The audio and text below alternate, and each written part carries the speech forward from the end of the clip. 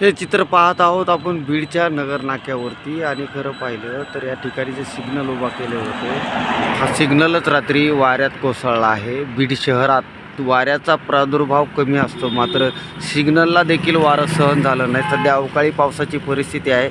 सकाळचं हे दृश्य आपण पाहत आहोत। हा नाट्यगृहाकडे जाणारा रस्ता आणि येथील सिग्नल मात्र सुरक्षित आहे। या दृश्यात आपण पाहू शकतोय की लाखो रुपये खर्च करून जे बीड शहराच्या वाहतूक व्यवस्थेसाठी सिग्नल उभारली होती।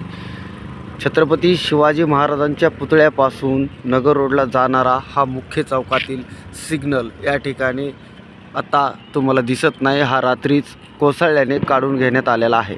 तर एकीकडे दुसरी पांगरी रोडकडे जाणारा रस्ता जो आहे तर या ठिकाणी जो आहे तो सिग्नल या ठिकाणी आपल्याला या दृश्यामध्ये पाहायला मिळतो। खरं पाहिलं तर हा प्रशासनाचा गलतान कारभार आहे किंवा नाही यावर मात्र प्रश्नचिन्ह उपस्थित होताना पाहायला मिळत आहे।